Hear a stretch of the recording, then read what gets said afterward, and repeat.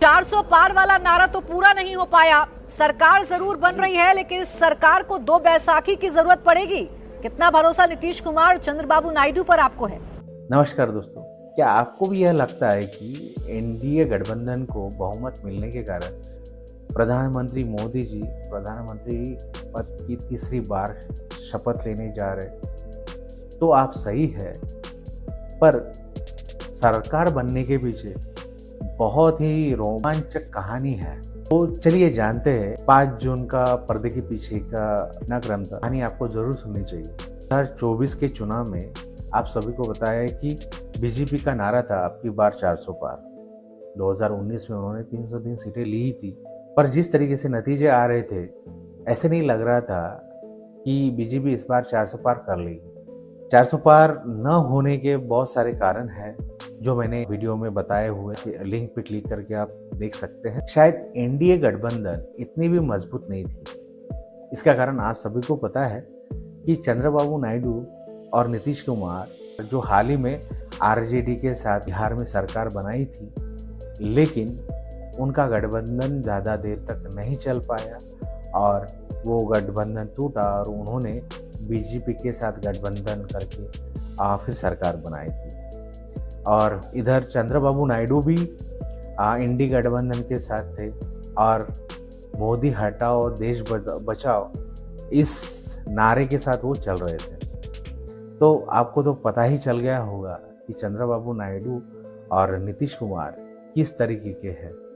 लोकसभा के नतीजे के बाद यह साफ हो गया था कि भाजपा को 240 सीटें ही मिलने वाली थी। उस समय श्री नरेंद्र मोदी, राजनाथ सिंह, अमित शाह और जेपी नड्डा, इन्होंने ये फैसला किया कि हम सरकार नहीं बनाएंगे बल्कि हम विपक्ष में बैठेंगे। सभी घटक दलों को उन्होंने फ़ोन करके भी बता दिया है कि हम विपक्ष में बैठने वाले हैं, और उसके साथ साथ उन्होंने निर्णय भी उनके ऊपर छोड़ दिया कि आप अपना निर्णय ले सकते हैं। इस वजह से इंडी गठबंधन को सरकार बनाने का एक मौका मिल गया था। सबसे पहले चिराग पासवान और महाराष्ट्र के मुख्यमंत्री अजय शिंदे, इन्होंने बीजेपी के फैसले के साथ हम हैं और हम आपके साथ ही रहेंगे और आपके साथ विपक्ष में बैठने के लिए भी तैयार है करके इन्होंने हामी भर। ध्यान देना चाहिए कि मोदी जी दोपहर के 4 बजे बीजेपी मुख्यालय में आने वाले थे, लेकिन वो देर रात आए। इसका कारण यही है। इधर मोदी जी चंद्रबाबू नायडू और नीतीश कुमार को फोन के जरिए बताया कि हम अपोजिशन में बैठने वाले हैं, तुम्हारा देख। मोदी जी का ये फैसला सुन के दोनों की हालत खराब हो, दोनों ठंडे पड़ गए थे। वैसे अगर एनडीए सरकार नहीं बनाएगी तो अब क्या होगा, क्योंकि दोनों को इंडी गठबंधन का जो हाल था वो अच्छी तरीके से पता था। इसके साथ साथ मोदी जी ने ये जो खबर है इंडी गठबंधन में फैल जाए, इसका भी बंदोबस्त कर दिया था। अभी इस घटनाक्रम का दूसरा चरण शुरू होता है। खड़गे और जयराम रमेश को भी अचंभा हुआ, दोनों सदमे में आ इस स्थिति का सामना करने के लिए और मानसिक रूप से वो तैयार नहीं। हालांकि इन्होंने खबर बाहर आने नहीं दी और शरद चंद्र जी पवार को नीतीश कुमार और चंद्रबाबू नायडू के साथ बात करने के लिए लगाया।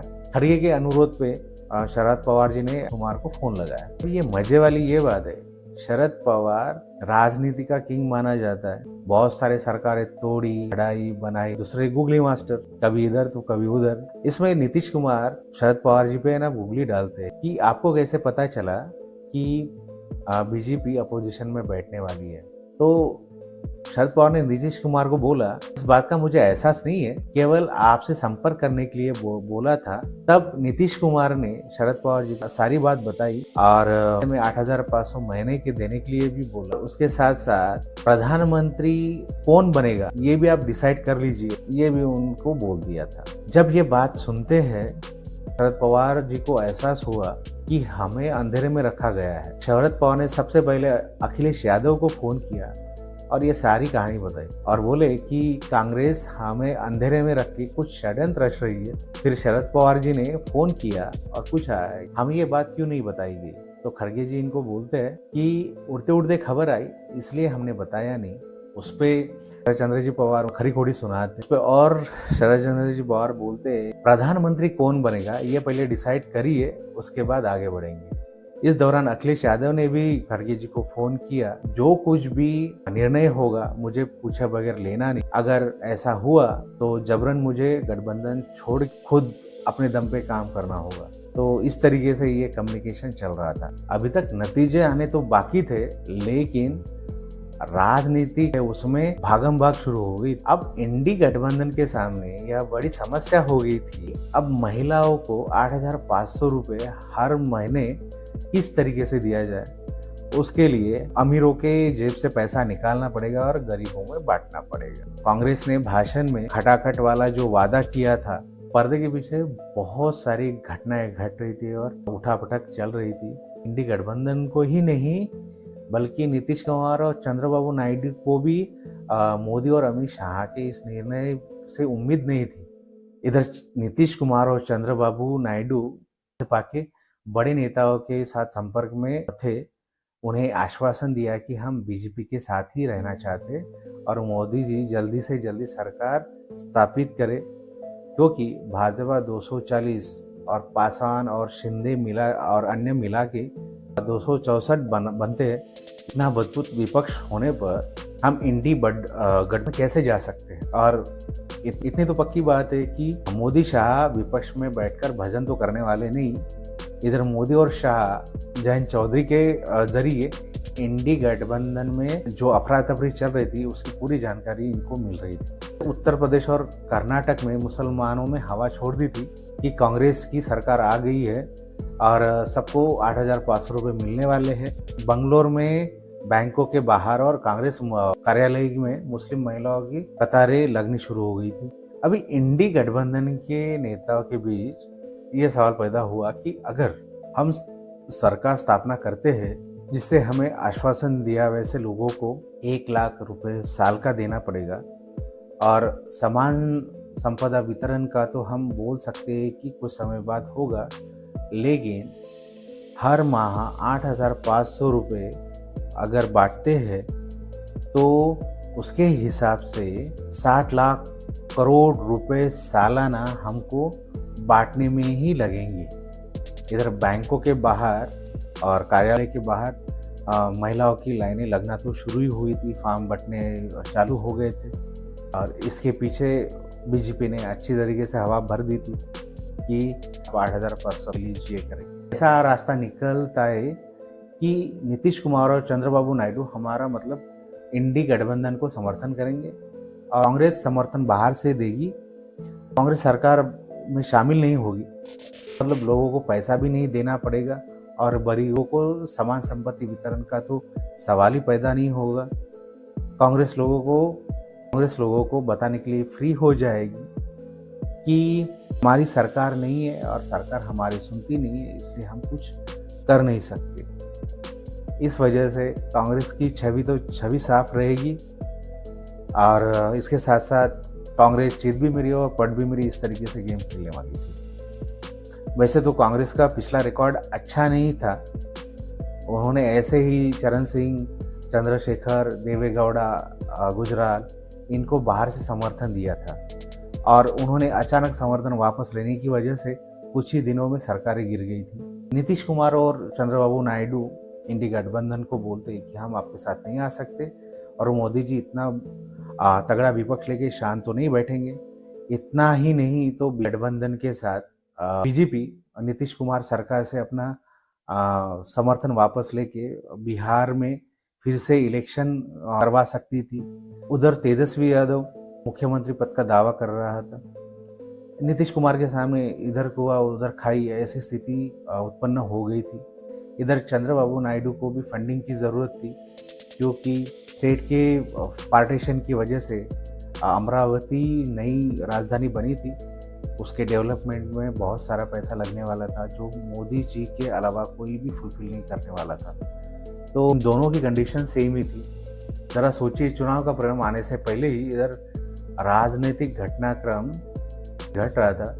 इसी के लिए चंद्रबाबू नायडू और नीतीश कुमार पूरी तरह से ठंडे पड़ गए थे और इसी वजह से मोदी और शाह को सरकार स्थापित करिए, हम आपके साथ खड़े रहेंगे ऐसा आश्वासन दिया और आग्रह किया कि किसी भी हालत में हम आपको साथ खड़े रहेंगे।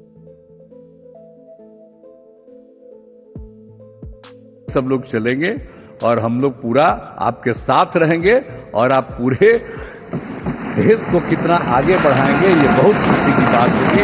यही हम लोगों को कहना है और मेरा आग्रह यही है कि जल्दी से जल्दी आपका काम शुरू हो जाए, शपथ ग्रहण हो जाए। अब आप एतवार को करने वाले हैं तो हम तो चाहते थे कि आजो हो जाता तो अच्छा था, लेकिन आपकी जब इच्छा है तो जब भी हो, जितना तेजी से काम हो जाए तो बहुत अच्छा है और बहुत अच्छा रहेगा। अब इस बार हम लोगों का इससे बड़ी खुशी होगी और पूरे देश में इसका बहुत ज्यादा फायदा है। इधर उधर कोई करना चाहता उसको कोई लाभ नहीं है, तो इसीलिए मैं आपका अभिनंदन करता हूं और आपके नेतृत्व में सब लोग काम करेंगे, सब लोग चलेंगे इन्हीं शब्दों के साथ।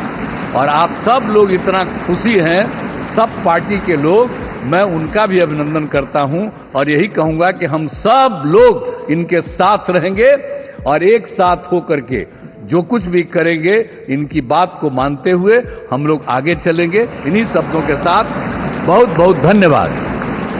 हिंदुस्तान के सारे ग्रेजुएट होल्डर, डिप्लोमा होल्डर, उन सबको 1 साल के लिए अप्रेंटिसशिप मिलेगी।